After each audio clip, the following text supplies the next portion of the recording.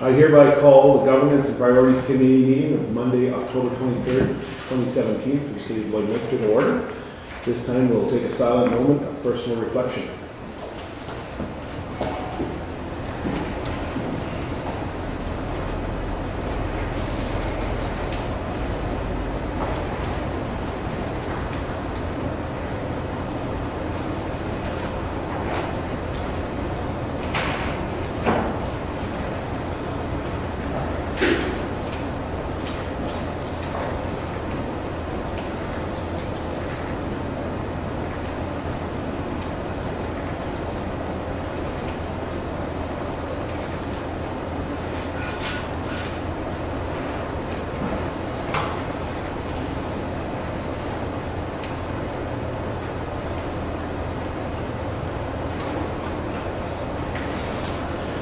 As a reminder, all members of council are obligated to declare a conflict of interest or a pecuniary interest as per section 133 of the Lloydminster Charter regarding any item on this agenda. I remind everyone that this meeting is for discussion and information gathering only. All decisions will occur during council meetings. We thank all of our presenters for their time. This time we'll move to item number 2, the approval of the agenda. I look to the committee for direction. Councilor Thorson. I move that the agenda dated October 23rd, 2017 be approved. I need a second. Councilor Fagan. Your Worship, we have one minor change.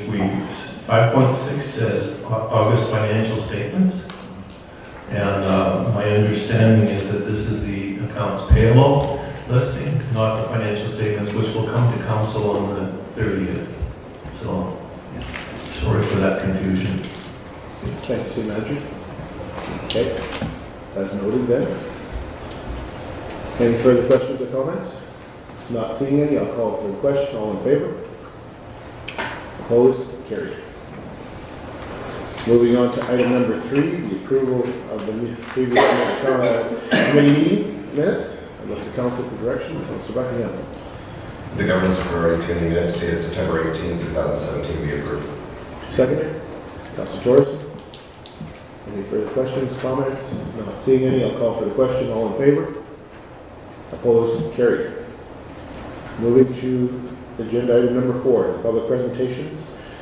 I don't see any at this time. So we'll move to item number 5, administration presentations. City Manager. Mr. Worship, we have before us administration to bring forward a new policy to govern the property tax exemptions for not-for-profits, and I'd ask.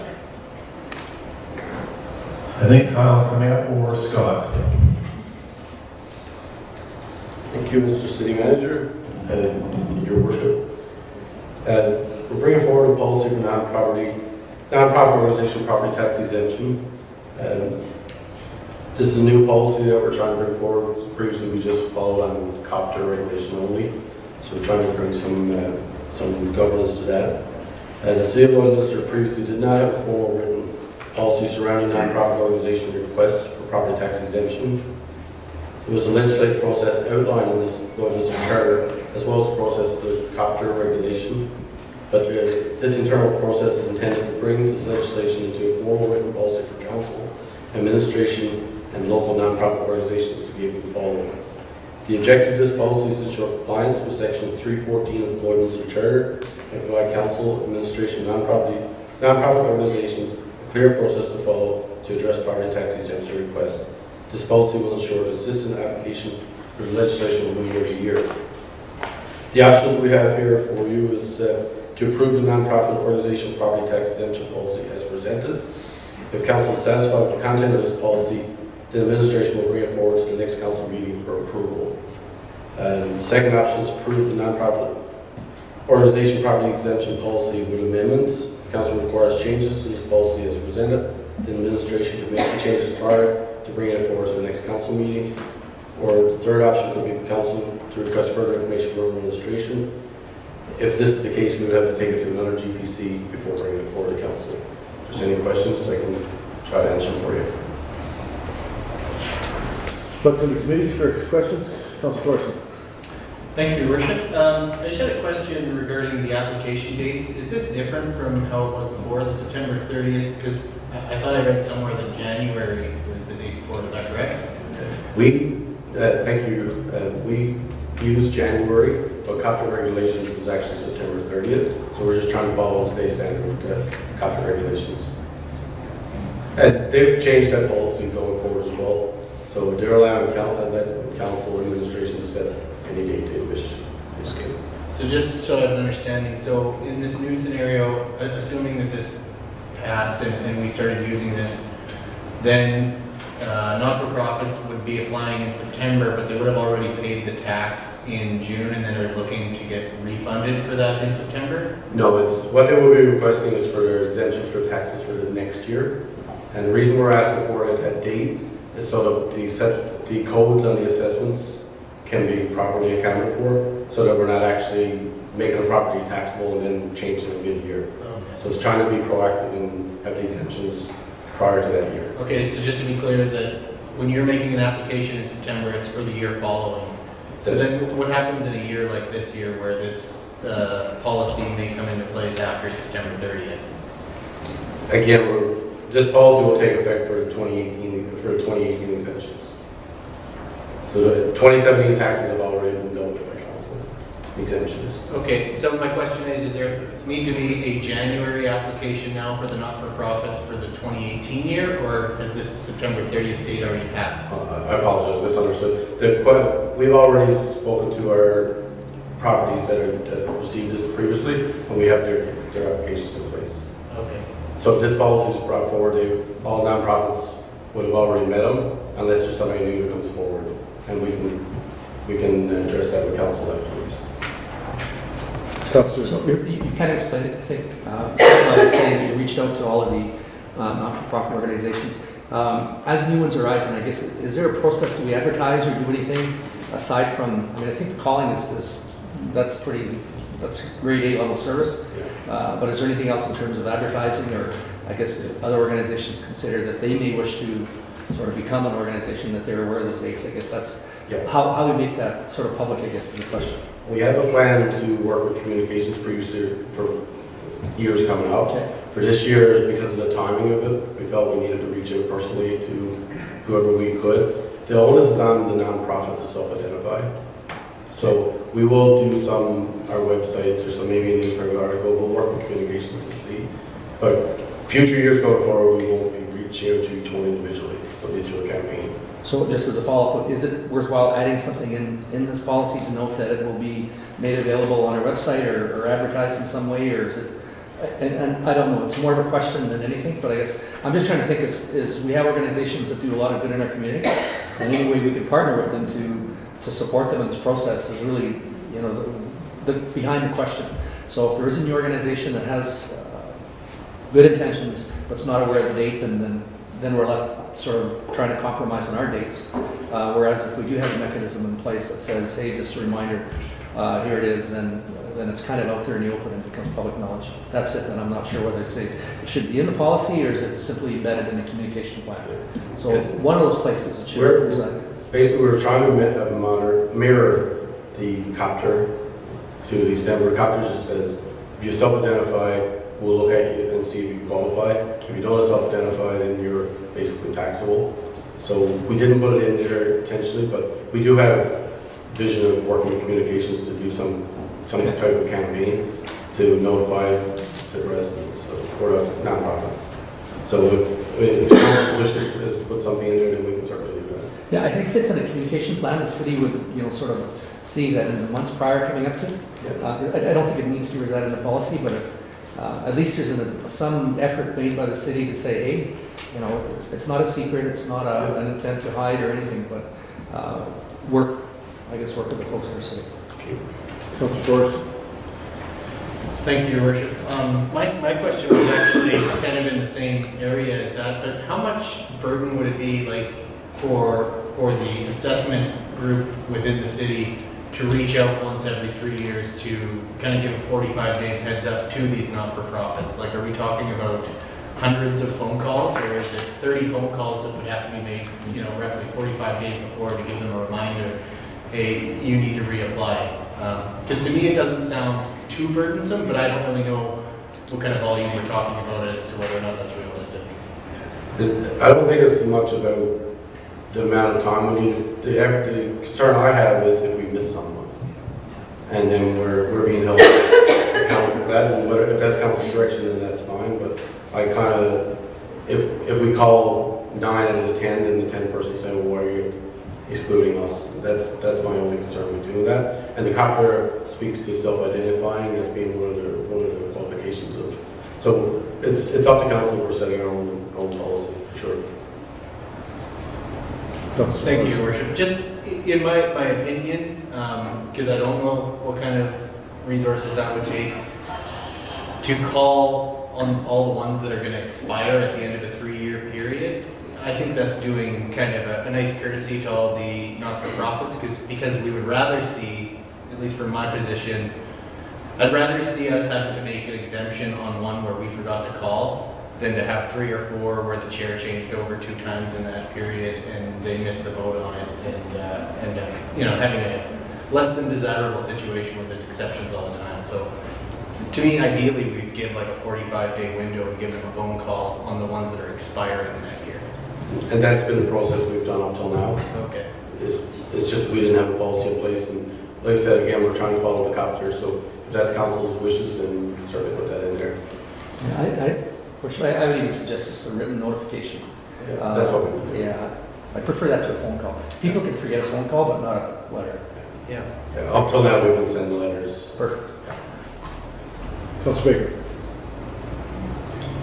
Thank you, Your Worship. When I went through it,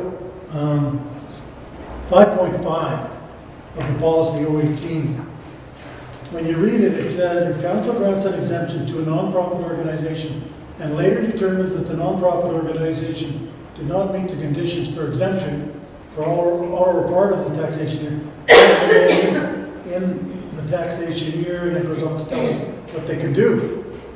Well, who decides they're a non-profit organization? I know you're going to say copter, but that doesn't mean anything. At one point in time, you had to have a non-profit status in the Canadian Revenue Agency. You didn't. So, are we making the term, or is Canadian Revenue Agency making the term?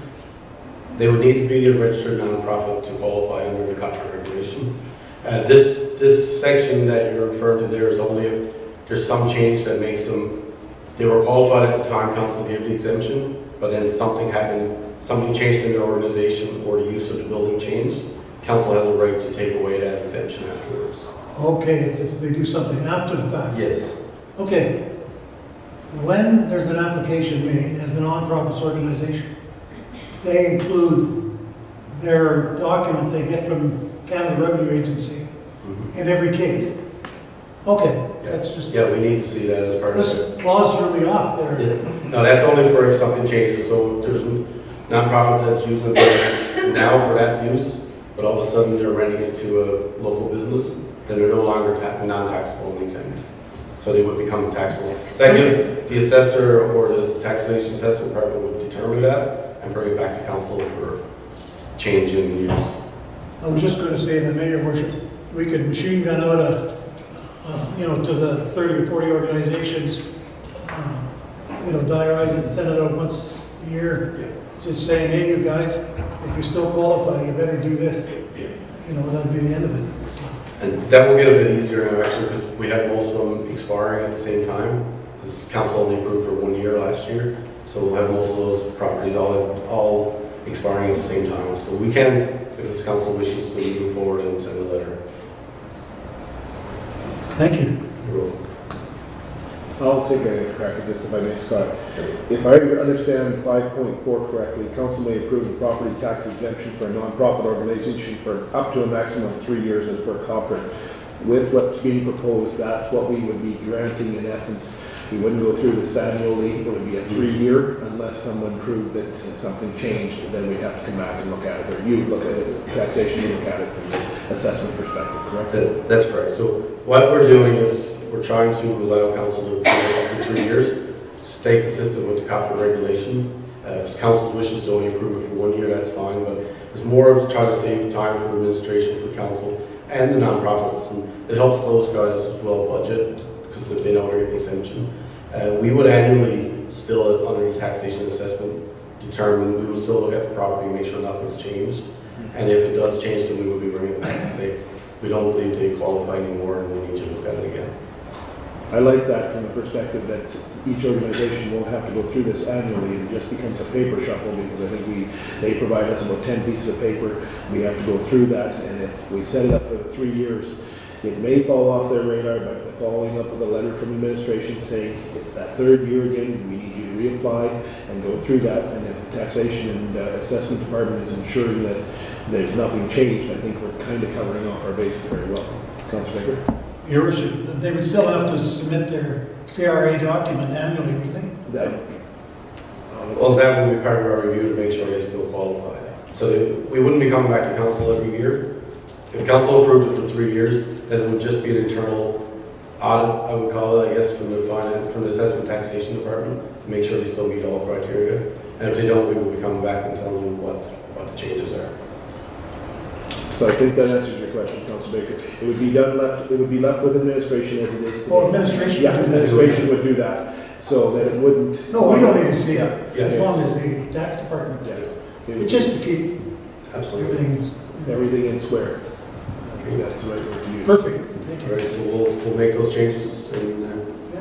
if council wants to see it on the 30th, we can do that. Any other comments? Questions? Thank you, Scott, for the presentation. Thank you. Thanks. Then we'll move on, city manager, it's 5.2. And I guess Scott, that is, I'll stop. Administration is bringing forward a new policy to provide a framework to propose and approve the capital project levy annually. The city of Lloydminster previously did not have a formal written policy surrounding the capital project levy. There was a resolution of council in December 2011 which established the capital project levy and which differentiated it from the municipal levy. The internal policy is intended to provide a defined framework in a formal written policy for council administration to follow when proposing and approving the capital project levy. The objective of this policy is to ensure defined responsibilities and limitations are in place with respect to the capital project levy and the associated mill rate. This policy will ensure consistent processing in proposing and approving the capital project levy. Options are for approve the capital project levy policy as presented. If council is satisfied with the content of this policy, the administration will bring it forward to the next council meeting for approval. Approve the capital project policy with amendments. If council requires changes to the policy as presented, then administration will make those changes and bring it forward to the next council meeting for approval. And third option is for request further information from administration. Requesting further administration will require administration to bring the policy back to the next GPC meeting prior to taking it to council for approval. This is a new policy that is requested for clarity of responsibility and limitations of the capital project levy and associated mill rate for council administration. If there's any questions, I can try to answer those. So what are we doing now, and how does that levy look? Is it just rolled into our general tax revenues and as part of the mill rate? And as we look at this, do we anticipate there would be a separate item saying capital levy on our tax bill then? There is a separate entry on our tax bill that shows what you're paying for the capital levy. Okay. And this derives from, like I said, the resolution of council in December 2011 that allows council to set up to 10% of the capital projects. So that would be a separate line in our budget, a separate line on our tax bill as well. So this just backfills our practice. Yeah, it just allows council to put something in writing, allows council to set the amount, whether it's a percentage or a dollar value, whatever way they want to choose to do it, based on the needs of the city for that year. Councilor Thorson. Thank you. My question is just, as far as like the purpose behind this, is this to kind of keep moving in the direction of keeping capital over here and operating over here the way we was run into with the issues with budgets in past years? That's part of the intention. Like I said, the other part is to give council the option of how much they set it. So it's not going to, depending on the capital budget, if council decides they want to set 20% of that as a mill rate, then they have the option to control. If they want to set less, they can do that as well. So it's kind of trying to separate operational capital, make sure the capital levy collected is being used in the manner that it's intended. So does that more or less restrict the funds for that area as well? We didn't do that in the policy, but that's what council. In that would be principle, that's council's what it's decision. supposed to do, and the spirit is to restrict the funds towards capital projects and not to be used in operations, That's correct. which could potentially lead to some funky numbers, which, yeah. Perfect. Councilor Baker. Thank you, Worship. It is another real advantage, and maybe not that plain, but it tells the ratepayers, automatically, ratepayers have an idea if we have pick a number, $100 million budget, it's all being spent on guys, on salaries. And this way, it said, no, we're gonna spend so much on operations, we're gonna spend so much on new streets and roads. And I think that's a really important. And the more you can identify those classes of work, the easier it is for council to sell it, because people can see what's going on. It's not all buried in one big number, if you know what I mean. Yep. And I can tell you that from experience. I just think it's a great idea to lay those things out and say, we're gonna spend $4 million on roads, we're gonna spend $4 million on roads construction. So nothing wrong with that, in my mind. Thank you. Anyone else have any comments? I was going to add that I think it makes it easier to begin to set up a 3-year, 5-year budget. So if you say that's the amount that you're saying, Councillor Baker, then that becomes part of your budget that you know over the years to come that you're targeting those particular areas. Not seeing any more comments? Thank you, Scott. Good job, Scott. Moving on to the agenda, City Manager to 5.3, bi-weekly winter organics collection. Thank you, Worship and Council. I'm going to invite Karen Del Rosa, our Senior Manager of Waste Collection, to come and present bi-weekly organics collection. Welcome, Karen. Good afternoon, Your Worship and Council. So a few months ago, Council has directed administration to review our organics collection frequency. And what we found out is that there's an 18% drop in tonnage during the winter months, just because of lack of leaving yard waste during that time. So administration went back to our contractor, GFL Environmental, and they have submitted a proposal which reduces the collection fees by 30 cents per household per month, which totals to over $30,000 of savings annually for this month. So administration is moving forward with this initiative. We're sending out communication to all of the residents who are enrolled in the program, and they will be receiving mailers in their mailboxes by the end of the week. And so the 30,000 annual cost savings will be put towards the cost of processing the organics. Any questions or comments from members? Councilor Buckingham. Thank you, Your Worship. Thank you. Thrilled that the comment went forward and you guys came back so quickly with this. When I brought it up in the first place, I didn't kind of assume that it was going to be something to pull off as quickly as we have. Maybe you can speak to, we're talking about saving $30,000. So of course the obvious question from anybody out there is going to be, well, why is my bill going down? We haven't noted in here, of course, that brings it closer to cost recovery. I think this is probably the forum to bring up the fact that these services don't run at a profit. Can you maybe speak to that just a little bit so the public is a little more clear on that? For sure. So annually we process over 2,500 tons of organics. Currently that is funded through general revenues. Our cost to process organics is about $42 a ton. So we're at a deficit of about $100,000 a year for the program in itself. And so the $30,000 that we're saving through this initiative will actually be applied to that deficit, which will lower the deficit to about $70,000 a year. Yeah, I think that's an important number to have out there. Because I would not have realized that they ran at that kind of a deficit. I'm not involved here, so it's good to know. Thank you. Councilor Payne. Karen, I find it interesting with, I know with my garbage and waste, My recycling is something that I put out about every 2 or 3 weeks. Have we looked at that side of things? Because then you don't have any, there's very little organic in it, there's nothing that's going to decompose. Is that an option somewhere down the line? That definitely is an option, that the changes in collection schedule is a part of the provision of our contract. But at the same time too, we want to reinforce to our residents, we want to reinforce diversion to our residents. That's why we didn't move from a weekly to a monthly collection, because we want that diversion we want to keep that diversion mindset. But definitely that is something that we can look at in terms of the cost perspective. Yeah, Worship, I was just going to add that actually, I find we recycle more than we actually put into the garbage bin.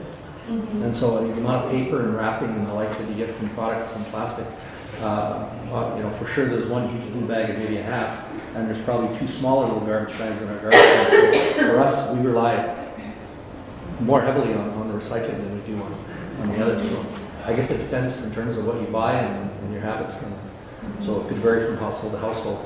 But I think the point as well is if we're encouraging people to recycle and move to less frequent pickups, it might make it easier to throw it into the garbage and back in our garbage, which is the point, exactly opposite of what we're hoping to achieve. So I don't know, I guess that's one perspective.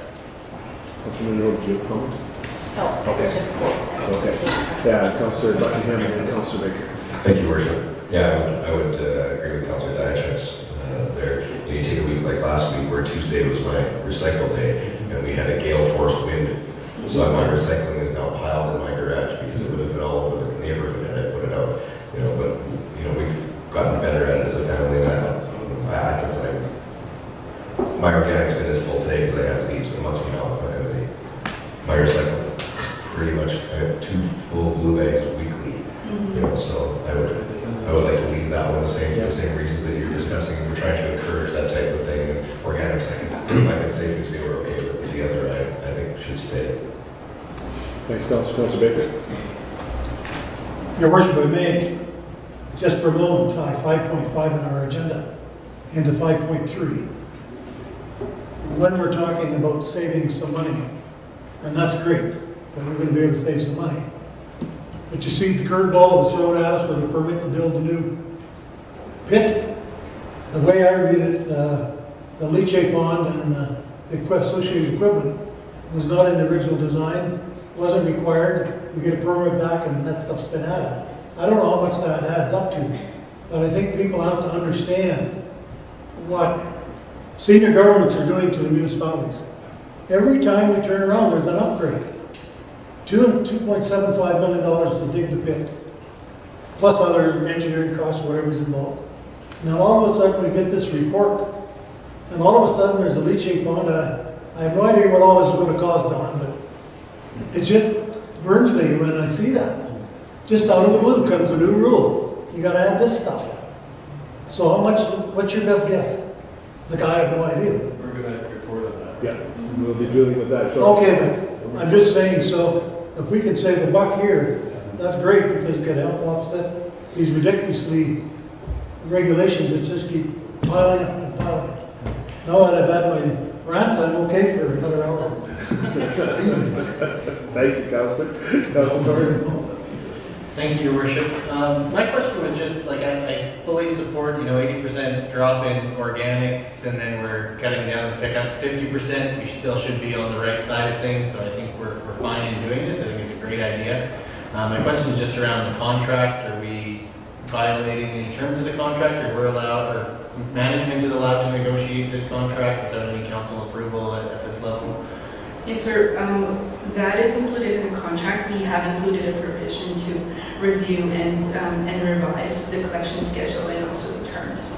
Okay. Yeah, I guess I was just asking because we're already started on the marketing campaign, and this is something that we're going to do, and I was just ensuring that there wasn't some level of council approval required before we do that, because if for some reason at an actual council meeting that we all didn't agree at that time, then that would be awkward. But if no council approval is required, then perfect. Okay, thank you. I'll say my comment for that section. Okay. I guess I just had a couple questions. Anybody else?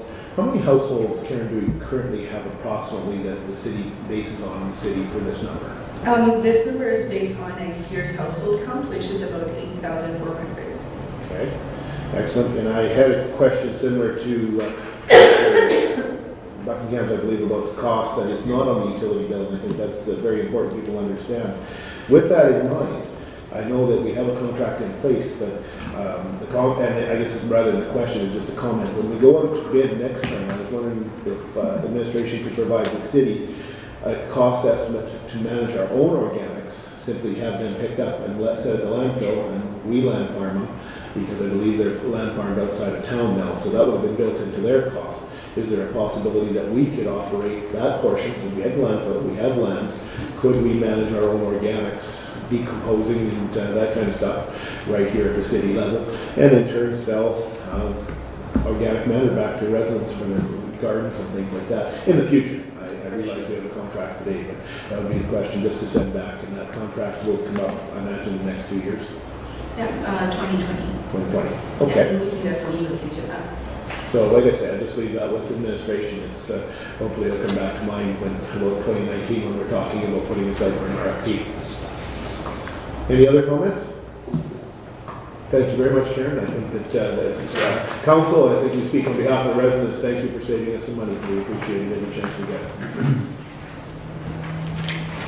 Moving on to 5.4, traffic signal hardware upgrade.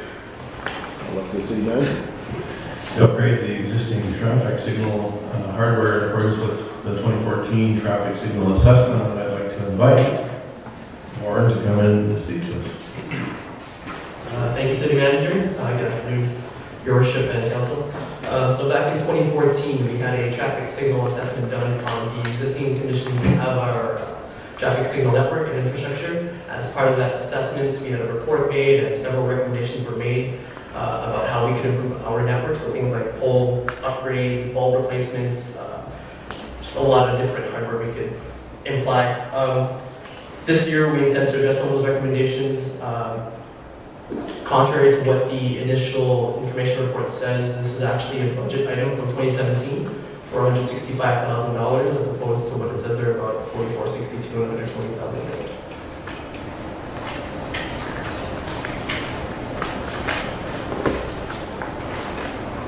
Any comments or questions? Do you anticipate any challenges ahead with this?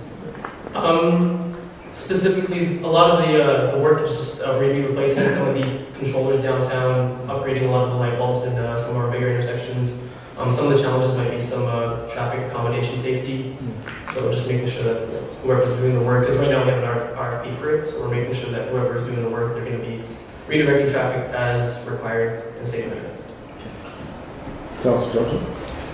Thank you, Your Worship. Just to be clear, so this item is not actually to replace those items, but to do a functional study. No, this is for actually upgrading some of the, the assessment's already done, so a lot of those recommendations in that assessment, we're going to be addressing them with the budget. Perfect. Yeah. Clear. Thanks.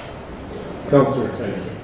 In the hardware side of things, do you have any of those, the actual bulbs protected left turn?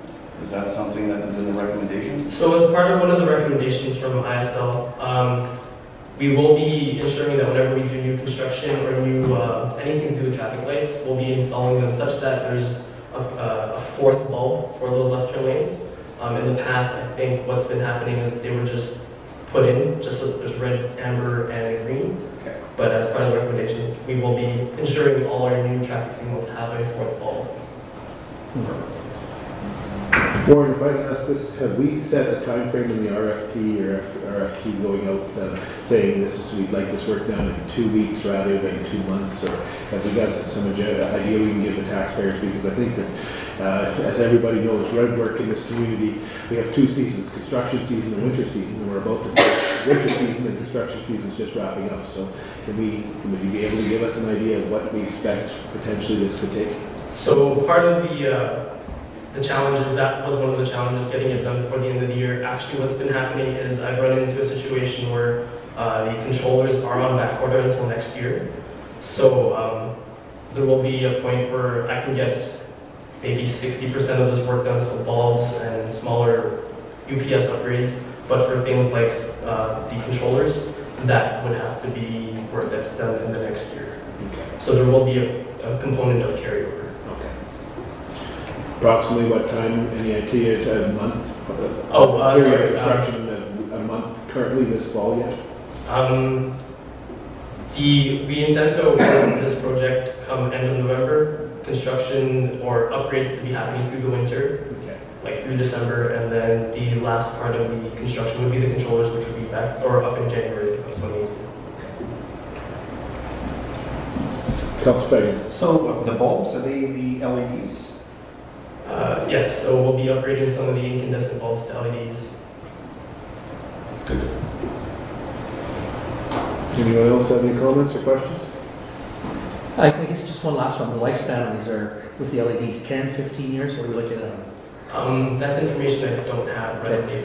now. I just remember reading a report earlier about how moving to the LED extended the lifespan and lowered the power consumption and all those things. So I guess I'm just thinking as we look at this report and this study, would we anticipate another one in another 5 years to do the rest of them, or is there a strategy overall over the next, sequencing out all the stuff that we have? So as part of the assessment as well, one of the recommendations is to set up a program where we will address more of these incandescent bulbs and upgrade them to LEDs as we continue forward. Councilor Duncan. Thank you, Worship. I'm struggling with whether I was going to ask this or not, but the asking it won. We did this study in 2014. How is it 3 years later and we're just starting this? I just trying to get my head around it. We did this study in 14. What's changed between 14 and 17 that may make this so far backdated? I just struggle with that a little bit. So one of the things with the 2014 assessment is we have been addressing some of the recommendations in phases. We couldn't possibly go through all the recommendations. There's about 3 recommendations in that report. So to address them all at once would be It's budgetary restrictive, obviously. So since that 2014 study, this is what's left of it? Nope, we are still going through some of those recommendations as we continue forward. But we started some of those. Yes, after the some of study. those. Yeah, after the study came out in 14, we started working on things, and this is the remainder of that. Yeah. Thank you. Executive Manager. Yeah, Your Worship, thank you, through Councilor Buckingham. It's very similar to a master plan for water sanitary. They came in, they did a complete assessment of all the traffic signals and lights within the community. They've identified numerous upgrade requirements through the process, and we've been doing a little bit every year to try and get it all taken care of. Obviously, as time goes on, there's going to be new things coming up that need to be included in those system upgrades, but we do our best to make sure that we're taking care of the system as a whole. Councilor Corson. Thank you, Worship. This may be a goofy question as well, but does this do anything to kind of fix timing at some intersections that might drive people crazy along 44th Street? That is an ongoing process. This project won't specifically deal with that. I could name one that's probably the same one that drives everyone crazy. It's actually 49 Ave that is red, no matter which way you come at it at all times. It just seems that way anyways, but I was just curious if the upgrading of the modules inside changes the timing to fix some of the issues, but this is just what I've been told when I was running for council. Yeah, I'll vote for you. Just you gotta get that light fixed at that intersection. Something we're definitely looking at. At this time, it won't be addressed as part of this project, but it will be something we'll address later. Perfect. Thank you. Nope. You didn't have to say we're fixing it. So we'll take care of it. We'll have it. Councilor Baker. Your Worship, the secret is you're gonna have a speed zone, a different speed zone between each set of lights, because some are 500 yards apart, some are 1,000 yards, and some are 50 yards, so how do you make that work? It is indeed challenging. So I think people can comment in the city that I've heard people go right through the city with one green light, and I've heard people stop at every light. So there's no rhyme or reason. It's time of day and all sorts of things. So It's one that'll keep us hopping for council for some time, this traffic lights, I'm sure. Any other questions for Warren? Thank you for the update, Warren. We look forward to the improvements coming to the city. Thank you, Your Worship. Thank you, councilors, for your questions. Thanks. We're going to move on to 5.5, leachate management system. Yes, we heard a little bit about this a moment ago, and the design and construction of the leachate management system for the city's landfill. I'll ask Paul Levy to provide information to the council. Good afternoon, Paul. Good afternoon, Your Worship, Councilors. We're looking to go for the design and construction of the leachate management system for the city's landfill. The construction of a new cell in the city's landfill, 1.3, if this date commenced, I'm unfortunately not to correct that. We're anticipating commencement soon, in the fall of 2017. An application was submitted to the Saskatchewan Ministry of Environment to seek a permit to construct for this work. The ministry granted the permit, however, one of the conditions of the permit is that the city have in place an approved, adequately sized leachate pond and/or treatment system no later than December 1st, 2018. The administration is proposing to issue an RFP in 2017 to engage a consultant to prepare the design and specification package for the leachate management system. Funding for the project could be obtained from reallocating a portion of the landfill new cell project 2017 budget. The options are to allow the reallocation of the budget, estimated $70,000 from the landfill new cell project 2017 budget for the design and construction of cell 1.3, in order to engage a consultant to prepare design and specification package for the leachate holding pond. This will allow the cost of the construction work to be negotiated with the contractor engaged to construct cell 1.3 in early 2018 as a contract extension. Alternatively, we could defer the design work for the leachate management system to the 2018 budget. It may not be possible for the construction to be completed in time for the leachate management system to be operational at the same time as cell 1.3. So once again, Councilor Baker hit it on the head earlier. But, we kind of get a sidewinder missile from the provincial government and the regulations. Question I've got to ask Paul that I've been asked by many residents: is there anyone in our city administration that would be capable to do this today rather than going out to a contractor or consultant? Is there someone in our city that we can redeploy in essence? Because I realize everyone has a job and I'll look to the administration. This is a question that was posed and I certainly want to ask it in public because they've been asking me. And I said, as far as I know, there wasn't, but I want to ask that question to the administration. Yeah, thank you, Your Worship, through council. It's definitely something we can look at.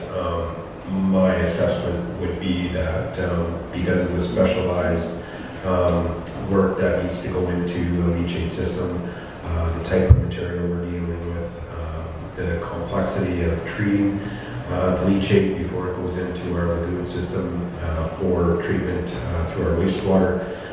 I don't know off the top of my head if we would have the technical horses within our own operations to do that, and we will more than likely need to seek an external specialist to help us with that design work.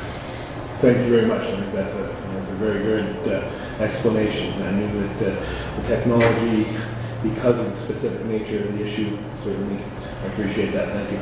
Yeah, it's more than just digging a hole and putting a pump in it.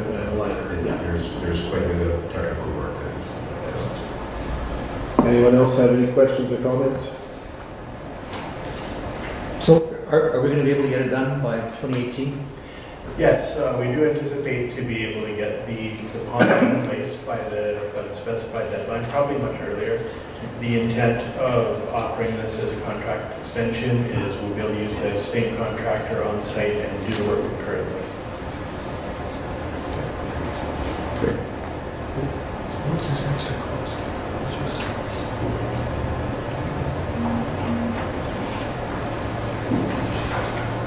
Councilor Baker? Thank you, Your Worship. Thank you, Paul, for your thing. Sorry about that heavy there. It was burning me up when I see that after the fact all the time. The $70,000 that's listed in the report. Now, does that cover everything? That's purely for the design. Yes. So best guess. What's the rest of it? I mean, that's maybe an unfair question. There's a few different variables to consider in here. Because the ministry has asked for either or, what our intent is to look at getting a consultant that will be able to do both. We'll get the pond in place next year to satisfy the requirements of the ministry. We're also going to look at what it might take to do a treatment system as well to reduce the loading on our wastewater treatment facility.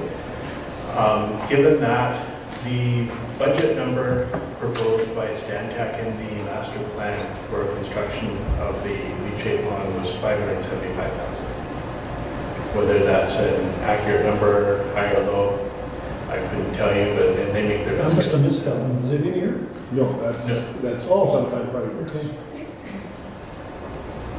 That's, Sorry, just to, on those master plans, generally it's a class 5 estimate, which has a 50% contingency, correct? Correct. So that means it could be kind of between 250 to 500,000.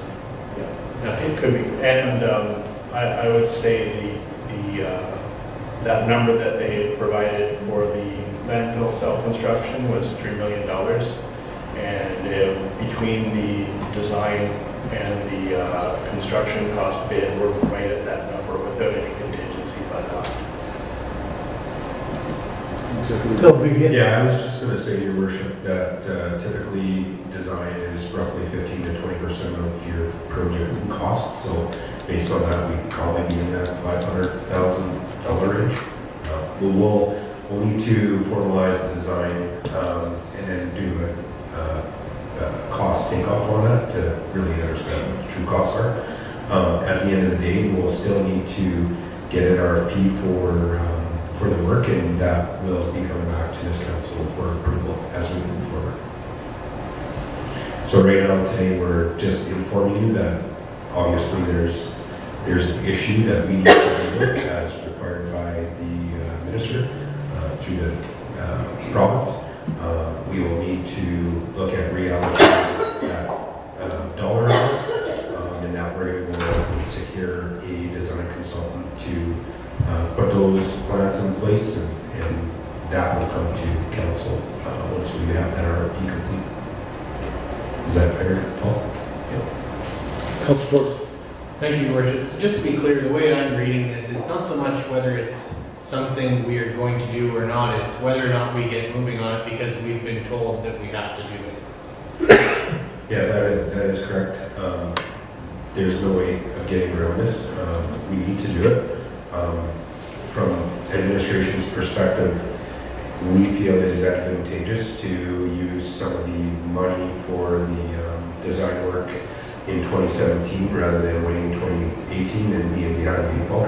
We want to get ahead of it so we can utilize the contractor when they're out there and try to save some money on the construction side of it by spending a little bit out of budget. We won't be actually spending this year. So.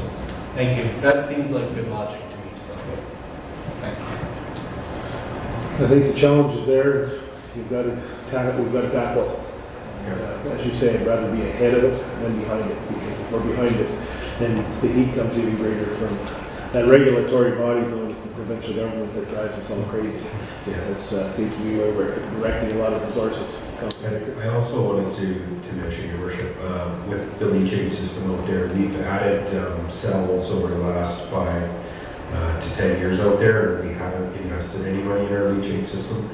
So I think it's just come to catch up to us, and as we continue to develop the landfill, these things were inevitable, and we'll have to deal with it as per the ministry. Thank you. Councilor Baker. The pond itself, you know, I don't know the design of the thing. Can that be reused for another cell? Like if you do a pond for this cell that you're building now, can you use that pond for another cell? Like is it outside of the? Yeah, I think I understand what you're asking. Right now, Like, here's the pit and here's the pond, and we build a pit over here. Can we use that pond for more than one cell? Yes. Yeah, the leachate pond will suffice for the entire operations. You don't need a leachate pond for each cell.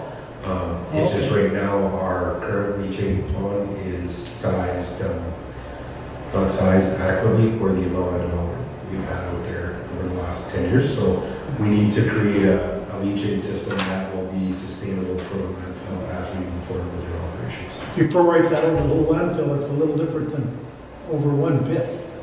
Here, yeah. Make me feel better, no, thank you. But as you say, one of those things, it is a little bit of a catch-up. And sometimes as each council will find that some things didn't always, it happens. And it's not due, but I think this reinforces if we can continue to increase our organic collection, our recyclable program, everything we keep out of that landfill, it all relates to the actual cost to run the landfill. And every little bit helps. So hopefully people will tune into that and continue to try and help divert the waste stream. Well, thank you very much, Paul. I don't see any other questions. Thank you for the information. We appreciate it.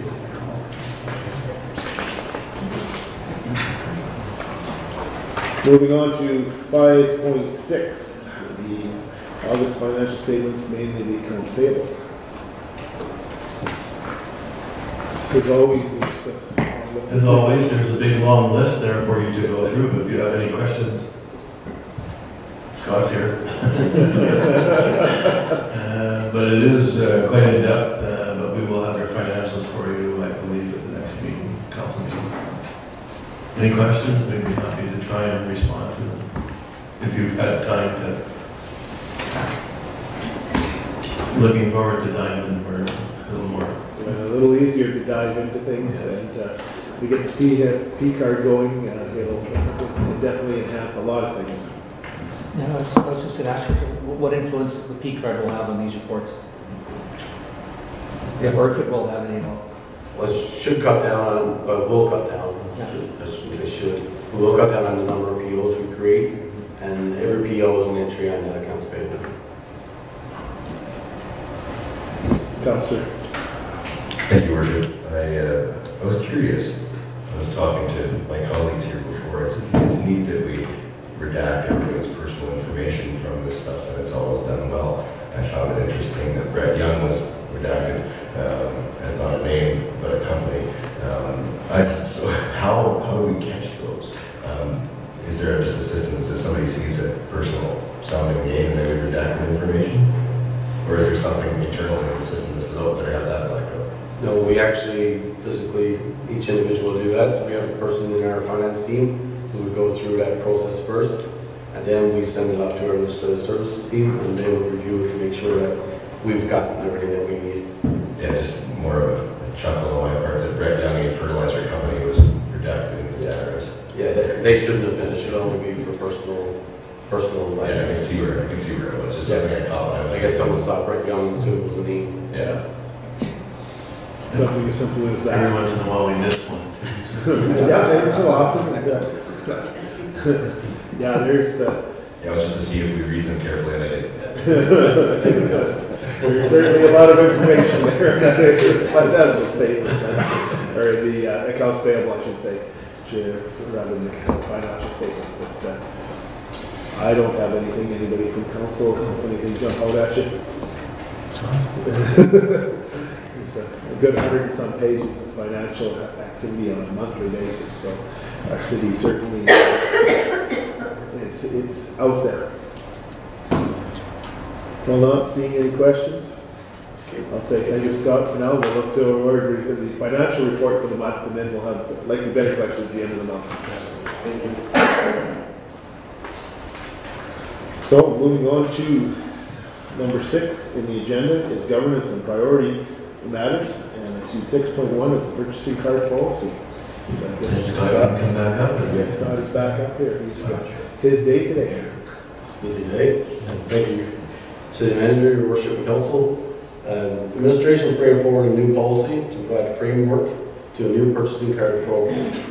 The City of Lloydminster is replacing its current credit card program with a new purchasing card program. This policy was developed to provide guidance to members of administration that are using the purchasing cards and are reviewing and approving purchases for your staff. The objective of this policy is to clearly outline cardholders' responsibilities, management's responsibilities, and consequences of card misuse. So we have 3 options again to approve the purchasing card policy as presented. If council is satisfied with the content of the policy, administration will bring it forward to the next council meeting for approval. Approve the purchasing card policy with amendments. If council requires changes to the policy as presented, administration will make the changes prior to bringing it forward to the next council meeting for approval, or they can request further information. If requesting further information, we need to bring it back to another GPC meeting and then take it to council after that. The purchasing cards were already approved by council earlier, but at that time, council had requested that policy be in place before we use it. So that's why we're bringing it forward here today. So if there's any questions, I can answer it for you. Thank you, Scott. Councilor Thorson. Thank you, Your Worship. My question around this policy is mainly around how well it fits with the current just purchase policy. First, I think that we are kind of reinventing the wheel in some parts of this policy of things that are already addressed in the purchasing policy. And there's even parts of this one that I found that were a little bit easier going on people. For example, the purchasing policy itself has a lot more teeth as far as misappropriation than this one does. Misappropriation in this case, if you used your card for something you weren't supposed to and misappropriated funds, well, you get your card taken away. In the purchasing policy, you could potentially lose your job.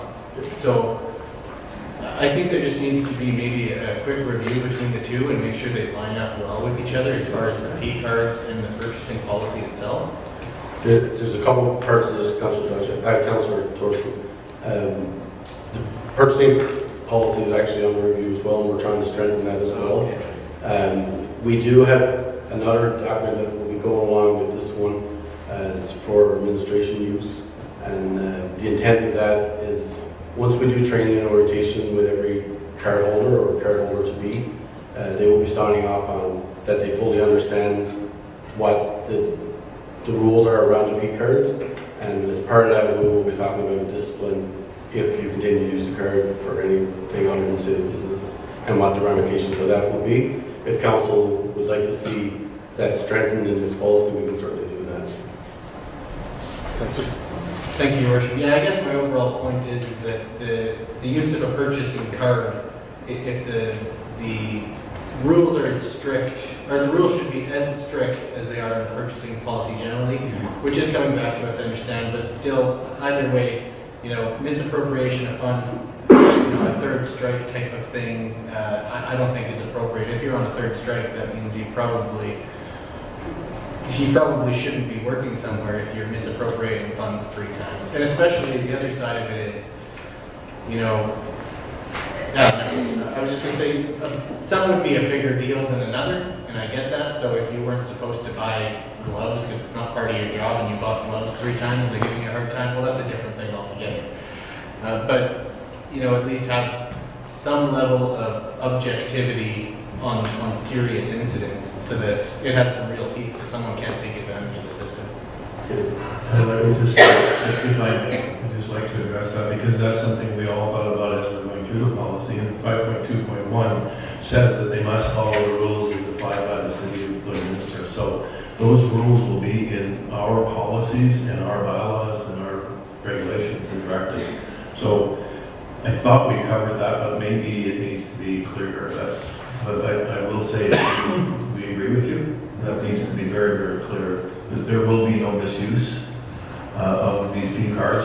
If somebody buys a pack of cigarettes with a P card, they need to pay us back immediately and not do it again, right? I mean, if they're not supposed to. So that's where I'm coming from, and that's in our policies now, and will be in our upgraded policies. So hopefully they understand that when they sign off, they're signing off, the guidelines of the city, that they understand them, and that their future is dependent upon following those rules. Okay. Councilor, I was going to say, we'll ensure that they fully understand what they need to do around the policies as part of our training. And when we talk about 3 strikes and you're out kind of thing, it's not the same thing 3 times. It's 3 infractions of any kind, and you lose your card for a year.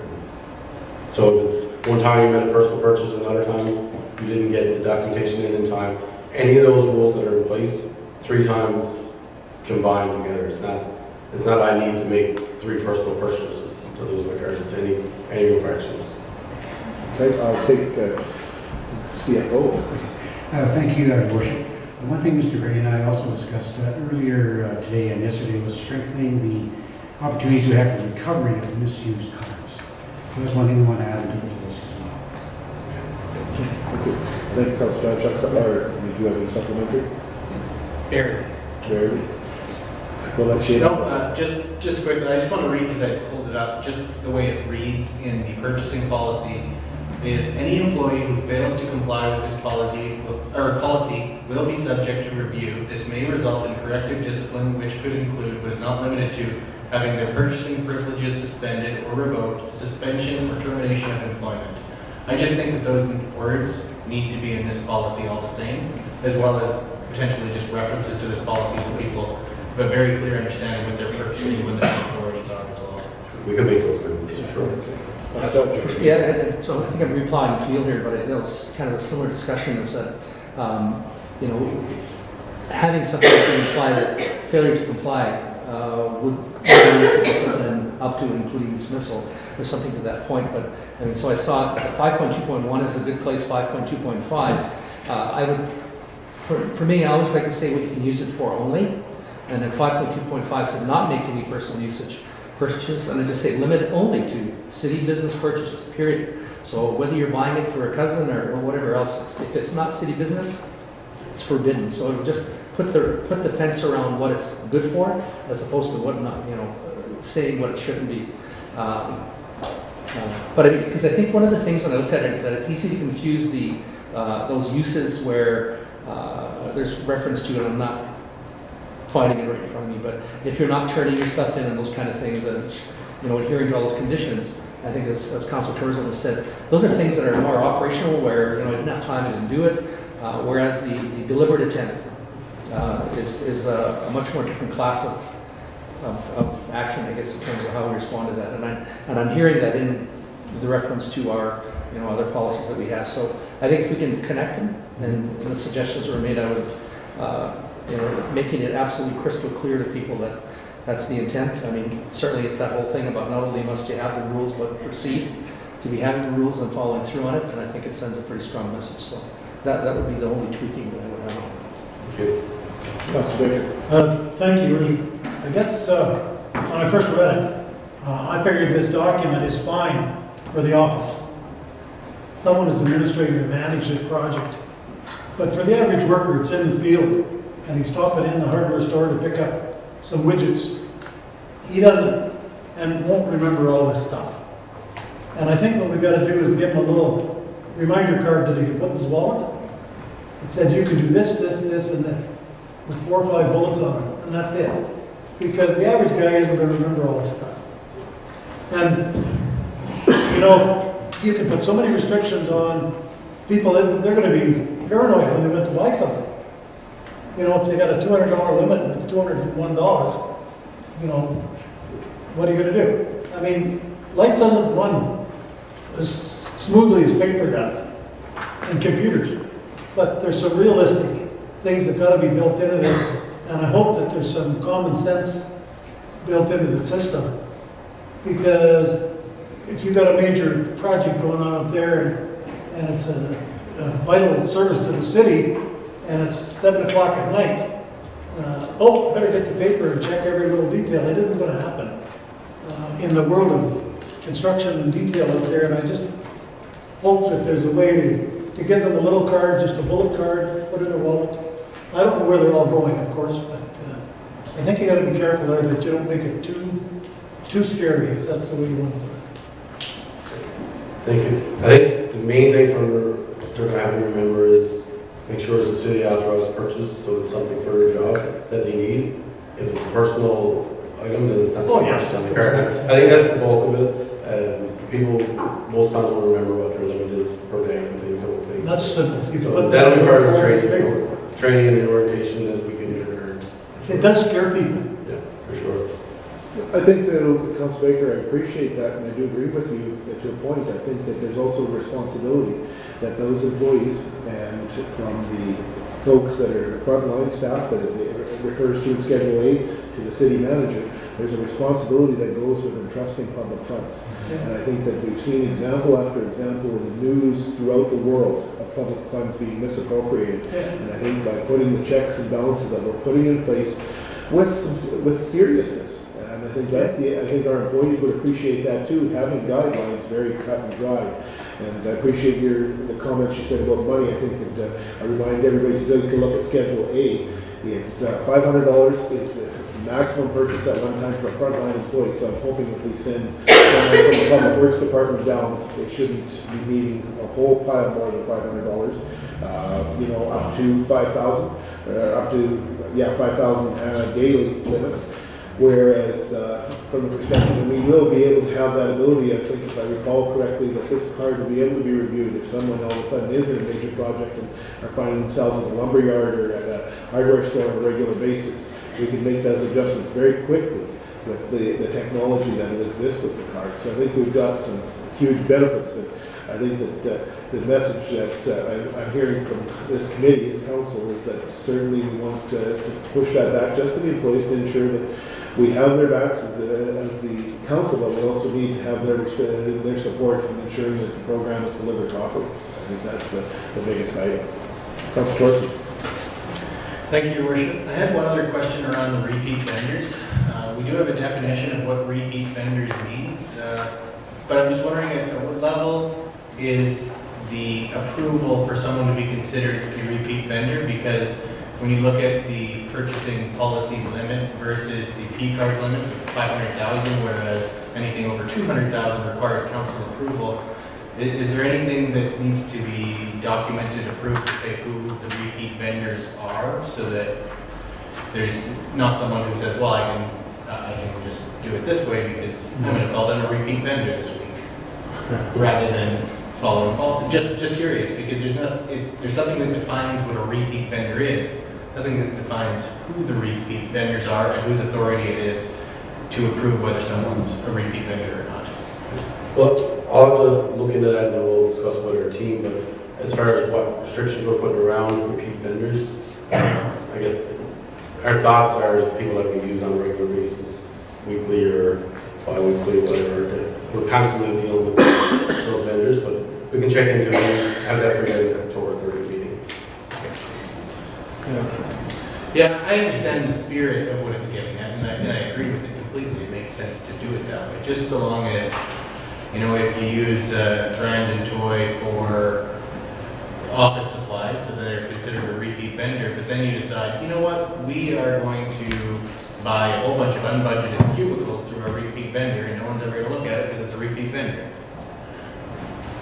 Just to make a further comment, it's easy for us to provide you with a list of those repeat vendors. It's also when we provide financials, we can tell you who the repeat vendors are. It'll be clear to you at that time. So that's on a regular basis. I'm not sure whether it'll be monthly or quarterly, but you'll have that information as information to council.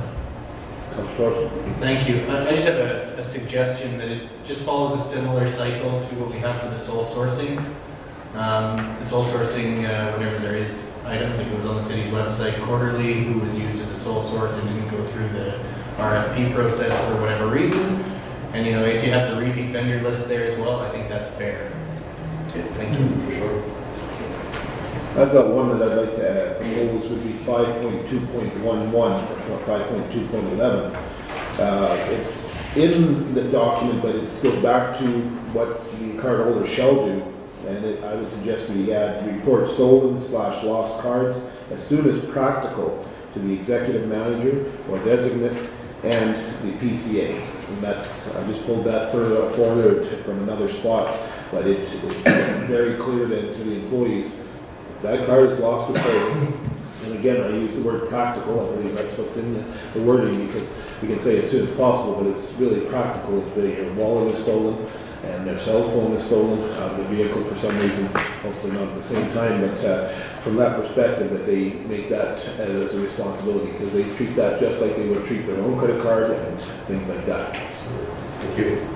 And otherwise, I did spend some time this week and reviewing this, and we've got well, I appreciate the comments. I think if we can strengthen it up a little bit more on misuse, because I think that's the concern that we expressed as council. That was a big concern.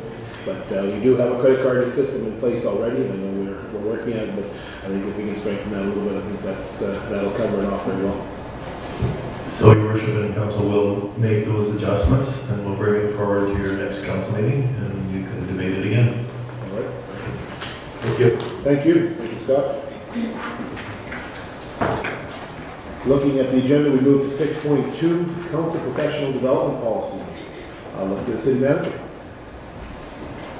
I'll ask Daniel Hobson to come forward, who's our policy guru and has prepared this draft. Good afternoon, Your Worship. Council. So this is the second time we're all taking a look at this policy. Last time I was here, there were some comments made on, one, the timeline, if there wasn't enough time to get council approval for attendance at a professional development event. We addressed that in the policy, and also to align any PD with the strategic priorities where the speaker concerns last time. Any questions? Go ahead, Councilor Buckingham. Thank you, Your Worship. I'm trying desperately to remember if I brought this up last time. I was pretty sure we had 5.2.4. The annually identified minimum of 3 members to FCM. And I personally am not convinced that we need to have a minimum of 3 council members going to FCM for the expense that entails. I'm totally fine with SUMA and AUMA because those are immediate governing bodies around us. But in this policy, when it states a minimum of 3, does that mean we have to send 3 to FCM? I'm just a little uncomfortable with the wording on that. As it reads, you'd have to send 3, which if the direction of council is to change that, we change it. Yeah. Personally, I think there's great value in the mayor, city manager, whatever that may be, but I don't see great value in sending at an expense to the taxpayers 3 of us to FCM. If I could speak to that, Councillor, I agree with you to a point, and I'll explain to my point. So I had the opportunity to attend the FCM in Ottawa this year, and I appreciated that opportunity, and I found that most places send at least 1 representative. Our council is challenged because we have 2 provincial bodies that we attend to and we are members of, and it certainly adds to our dilemma, and I think that's the one that comes to mind. If I understand correctly, in the past, council of the past days had sent additional people if it was in Manitoba, Saskatchewan, or Alberta, being that we were close for transportation. One of the major costs of airfare, as you can appreciate. So having it sit in 1, I agree with, but I would hopefully if this council, and we can look at the schedule, has the opportunity to attend an FCM within one of the 3 prairie provinces that is reasonably to drive rather than to fly, and we can make those accommodations as traveling together. I think it would be beneficial to at least attend 1 FCM, but I agree with you. 1 FCM, 1 individual to FCM, I believe, gives us an opportunity to bring back the information that's there from that perspective. Yeah, so to follow up on that, if the wording of 5.2.4 was changed to a minimum of 1, the other part of this that says the council may adopt with proper notice, sending, changing, so on and so forth, we could say, oh, now it's in Edmonton, let's send 3, let's send 4, whatever the case may be. We can make, that's within this policy to be able to do that. I'm just not comfortable with leaving it saying minimum of 3 for that reason. Thank you. Councillor Thorson. No, I was just going to agree with Councillor Buckingham that I think that sets the floor too high as far as FCM goes. We still can easily have 3 go if there's a perceived need in any given year, or there's a special topic that's going to be discussed that we really need multiple councillors there or something along those lines. But yeah, I think setting the floor a little bit lower makes it a little more realistic to achieve. But I think it still would be good over the course of a term that every councillor has an opportunity to go. So I think that's all that really matters to me. Councillor Baker. Well, Your Worship, this could be debated all day whether you should go or shouldn't go, but there's a question on municipal vote. We get so many votes as a municipality based on the number of size of our city and the number of council members we have. So if you only send 1 person, you only get 1 vote. And if you send 7 people, you get 7 votes, or 6, I forget. One or the other we get. So you should check that before you say. Right or wrong, and some years in the past, the policy was not even so much Manitoba, but certainly Alberta and Saskatchewan. You can drive to Saskatoon, Regina, or Prince Albert, Edmonton, or Calgary, if you want to send everybody. Well, we never had a policy where we sent staff, and I never always agreed with that. No staff went to it except the city manager. And I think that there's a lot for the staff to learn at these conferences, because they interface with people from all over, and where do we learn a lot of this stuff? Not right here. You learn a lot of it out there by being able to go and go to these seminars and talk to people. And there's quite a few seminars going on, but I will admit that FCM is not as focused on things that transit rail. The half conferences is burned up in rail transit. What do you call it? It's like public transit. Pardon me? It's public transit. Yeah, private transit systems, which we don't have. We're into that already. But I think you should be very careful in that. And I think you look at the agenda for the seminar and make a decision at the time, ahead of time, when you're getting ready to go and say, is this worth going? How many people are there? Who can go? Rather than etching it in stone, because you don't know what's coming up down the road. And there's things that happen at the federal and provincial levels that get downloaded on municipalities. Just like today, your leachate bit. I don't know if anybody in this room feels good about that. Well, it's a nice thing to have, but it's just another download, because somebody thought that we should add some more cost to this thing and we raise the standards. It's like your wastewater treatment plant. And if you're not there to defend yourself, I can tell you one thing, nobody else is going to look after you. So think that one through before you give it the green stamp or the red stamp, Your Worship. Thank you, Councillor. Councillor Buckingham? Thank you, Worship. Yeah, I'll agree with that. I'm not saying that we should send 6, should send 2, should send 4. It doesn't matter. It's just if we're going to approve this policy, it can't, in my opinion, I don't want it to be a minimum 3. We make it a minimum 1, and then 1 year we send 5, just because we have to be there because we have a specific thing that we're going to speak to. You know, I'm not debating any of that except for the line in the policy that says minimum 3. Yeah, I agree with you completely. I think that's, and we see this as minimums. The maximum is not set, and I appreciate that, Councillor Baker. You're absolutely right. There's going to be times that we may feel that this council may need to be present in Halifax, wherever it is, Winnipeg, to ensure that our voice is heard in that perspective. So, Your Worship, I guess as I look at 5.2.4, the suggestion so far would be to identify a minimum of 1, and more depending upon location to fit the budget. Because the other part of this thinking I was looking at is that we've added another variable into this, which means we set the budget and the budget's going to guide the PD as well. So even though we say 5.2.1 annually determine and adhere to PD budget, but then we go ahead and say, but these numbers are going to be there. So it's kind of the chicken and egg. You know, are we setting the budget first, the numbers second, or the numbers first, budget second? So there's a bit of a tension between those two pieces. So I get it, these are guidelines, and the council ultimately will make some decisions around it, but I think if we tweak 5.2.4, perhaps even 5.2.5 should say that, you know, from year to year budgets will vary according to need and demand and priorities or something like that. Because I think ultimately this should still be anchored in the budget, even though it should be anchored in priorities. But you know, if you don't have the money to go and there's a higher priority, then that other piece should take priority over it. So I'm not sure if that's given any help down at all, but I think, you know, again, less than 5.2.4, but there should be a closing note to say that, you know, budgets will, you know, play a role in allocation or something. We'll take it back in. Yeah, what I'm hearing is that 5.2 itself needs to be rethought. I mean, do you want to send minimum of 3 to SUMA, minimum of 3 to Yuma? It's the same principle, right? And then you're saying that annually you're going to determine a budget for that, and that's where it could break down. So I think there needs a little bit more thought process in 5.2. Additionally, I'd like to add just a comment to 5.3.1. If the professional development event does not allow for sufficient time for the resolution to be presented to council, that's just a wording change there. We were missing just a little bit of the phrase that was supposed to be there to that it would allow process to follow after that. I think it was clarified that if we couldn't do it at a council meeting, if something did come up rather quickly, that we could deal with it. But otherwise, I mean, certainly 5.2, I think, giving it a little more clarity, I think it's to ensure that we have some directions. This council has felt that way, because I think we all felt there was benefit from attending SUMA.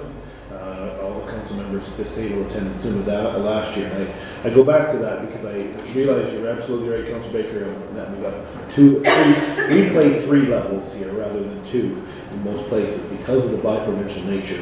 I really strongly believe, and we're going to see it ourselves here very soon, being at AUMA in Calgary for their convention, having been to SUMA's convention in Saskatchewan, the opportunity to get those contacts at a provincial level especially, because they seem to be the first level of the keys for grants and applications and programs and making changes at the provincial level, which dramatically affect us. There's no question the federal government has a huge impact because they're the third player. But with FCM, and as you alluded to, some of the topics discussed were that much higher. And I appreciate that hosting them at the major cities in Canada and touring the Gatineau waste treatment plant was incredible. But ours would be 1/4 the size of that facility. It doesn't get the mid-sized cities, the smaller cities, and from a town you almost get lost because they're so focused on the top portion of the population. And the problem is that you look at Saskatchewan, 70% of the people now live in an urban setting rather than what used to be 80% rural, 20% urban. We've seen a transitional shift in less than 100 years. As the West has been developed, it's gone just completely flipped. And I think that'll be work that we need to carry out, certainly with the provincial governments firsthand, and then follow that through to the federal government, because that message is there. They know it, even though we are an urban riding, but we're also a rural riding, and we're actually a rural riding outside of what they consider a consistent bulk of both of the Alberta and Saskatchewan provincial ridings are made out of the population of this city. So I think that we won't let that slip away either. So it's important. I strongly recommend we continue to support the provincial ones first of all, the federal one as budgets permit, because that's the first layer. Councilor Thorson first. Sure. Thank you, Your Worship. I was just curious if there's any appetite to kind of encourage members of council, because this will only affect this group, but hopefully members moving forward, if there's encouragement to take the professional development to get you certified as a municipal councillor or something like the MLBP has in Saskatchewan and whatever the Alberta version would be. I wonder if that has any place in the policy or could have any place. I don't know. I'm just wondering if it needs to be encouraging in nature, because I know we're talking a lot about AUMA and setting floors for how many people would take it, but just maybe even if it's fluff, just to say, we encourage members of council to get certified in something or another, whether or not there's any value in that. Any thoughts on that? Well, I think, Your Worship, if I can, is we talk about priorities, and it might be worthwhile putting in parentheses, the kind of training Councilor Thorson just referenced, right? So attend conference workshops, and so, in parentheses could be governance, and on 5.1.1. So there could be examples put in there, so there's a reference to that. The only thing again, I thought this is where you're going to go with this, but we say at 5.1, members of council may attend, and I think coming in, knowing as little as I did, I would want to say in there will. I think we have a responsibility as councillors to go to one of those conferences to learn and come back and bring back that information.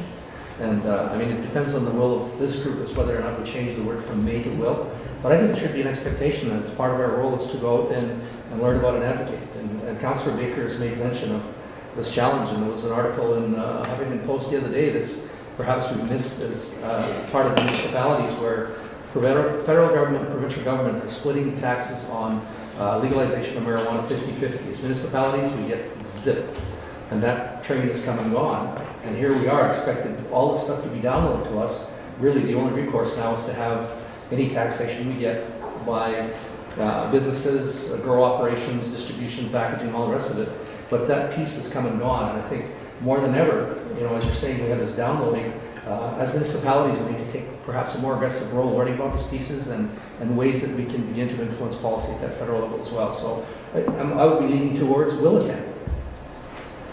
Councillor? Thank you, Your Worship. I think Councillor Diachuk kind of pushed me towards what I was thinking. Rather than may, you should say encouraged to. Councillors are encouraged to continue or pursue professional development, something along those lines. Just so it's something that isn't strictly, like, it notes the benefit to the community. We're not doing this because we want to travel the country. We're not doing this, you know, for any reason other than the benefits that we can provide at this table when we receive the professional development. I can live with encouragement. Councillor Baker? Thank you, Your Worship. And further to follow up what was just said by Councillor Diachuk, and you will find this if you follow it. A lot of these announcements are made at opportune times, prior to FCM, prior to SUMA, prior to AUMA. The information comes out and the next day it happens. It happens before you even have a chance collectively to debate or push back or do whatever you want to do. It happens all the time. And so if some of these things happen, how do you deal with it? You come on the AUMA or SUMA board to push back. Well, they're council members just like you and I. And they only got so much time. So if you go to these conventions, or meetings that are solid meetings, and you can review the agenda before you go. You can go through it and say, this is no good, that's good, this is no good, I don't want to go to that, that isn't what's going. And you can pick and choose, but if the agenda's there. But we just had a seminar in town here with the Alberta City Mayor's Caucus, Mayor and Manager's Caucus. What'd you talk about for 2 days? Marijuana. Anybody remember? Marijuana. All day, for 2 days. That must have been important. I mean, and there was no rules that week, provincially. There were no rules that I knew, or that anyone seemed to really know.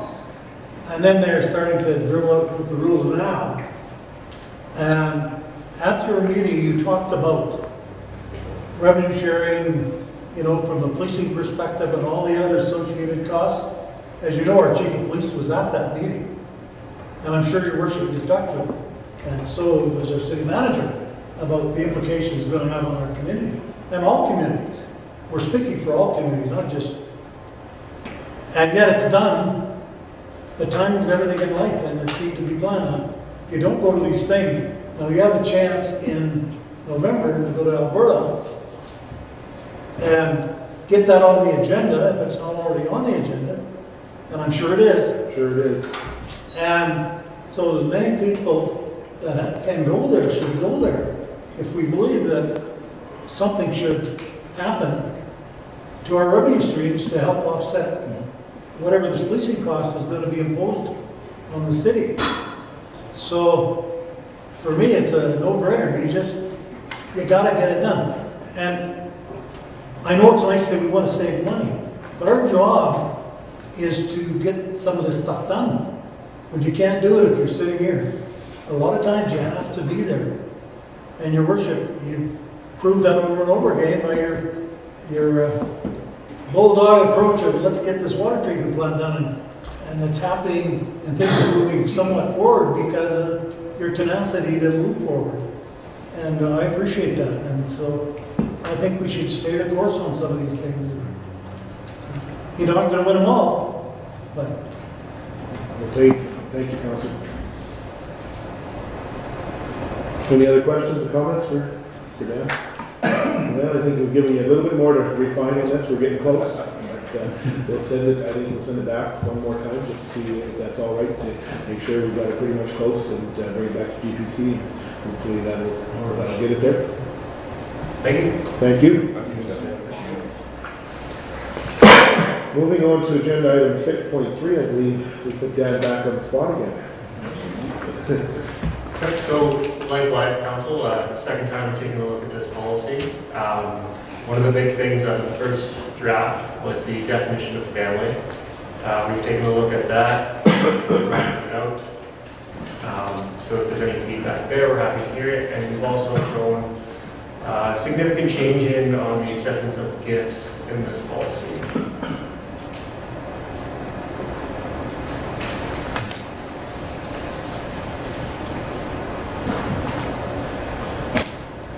The one that I would like to potentially see, and then the council administration look at is 5.9. If we're going to dispose of it, I think that it could, rather than being auctioned or raffled internally, I think it could be turned into a nonprofit donation or auctioned at a nonprofit organization. From that perspective, I think that there might be some feelings that, well, again, it was paid for by city. Certainly an example I used during the FCM, there was a trip for two anywhere that WestJet flies, and I was not successful in winning it. But had I won it, I think that I would like to see that come back and donated to a nonprofit organization to be auctioned, some of the raffle tickets, something like that. And we have several different ones, or I guess we could do it for FCSS as an organization to add money to that. I think that if we're going to auction it or raffle it, that money would be deemed back to the general public in the format. That would be my suggestion. To the FCSS would be the easiest one to deal with, if that's what we would leave 5.9.1. Otherwise, donating it on to somebody else to do that. But we do have that avenue with FCSS. It receives money from the provincial government of Alberta. It also receives taxpayers' money in the form of the budget. I think I'd go that direction. My encouragement would be that if council agreed. Would that be, sorry, your worship, in addition to 5.9.2? No, it would actually be, we could change 5.9.1 to auctioned or raffled, the proceeds going to the FCSS in particular because of the nature of that department. Just in addition to that, just how do you pick one nonprofit? Like Yeah, for FCSS, how can we say, Yeah, right, that absolutely. we're getting a little bit, Right, so if we go to FCSS, it has a broad impact across the community. From that perspective, because of the work that FCSS does versus donating it to a local nonprofit, it would be, yes, that would, we could put them all, we could put put their names in a hat and pull one out, or we could do it and keep it to FCSS. That money would be put back into community, multiple community services throughout the city. And that's just a thought. I'm certainly, that's just one perspective. I just said, if we're going to send it over to FCSS, then let's just make one, collapse 5.9.1 and 9.2 into one, say gifts shall be disposed of in the following manner. 9.1 donated to FCSS to raffle or auction off with proceeds going back to support FCSS programs. Period. Done. I think you should still give yourself some ability to decide. So yes, it could go to FCSS or council could direct. I think you could get a car donated, or you could get, right? So you want to make sure that you control that.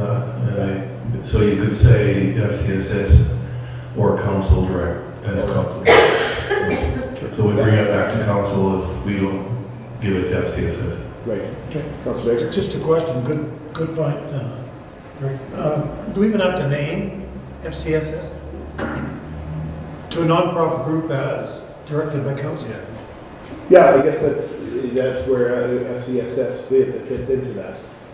Yeah, the FCSS is probably logical, because of the connection to the city's social programs and so forth. I think that's a positive, but there may be something that comes up that you say, we should deal with this differently, and council should have the opportunity to direct.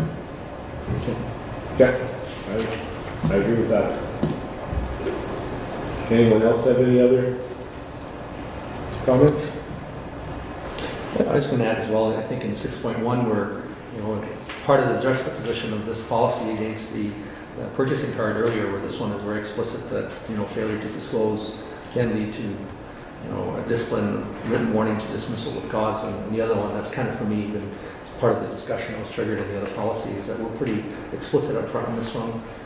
Mind you, this one doesn't have the backing of purchasing policy behind it as the other one did, so. But I think it's good. It's up front, it's pretty clear. Any other comments from council? It's good. I think we've got this one pretty much nailed in. Just a little bit of adjustment. I think it will be ready to come back to council.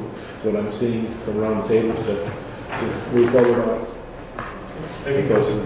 Slight adjustments. Thank you. Okay.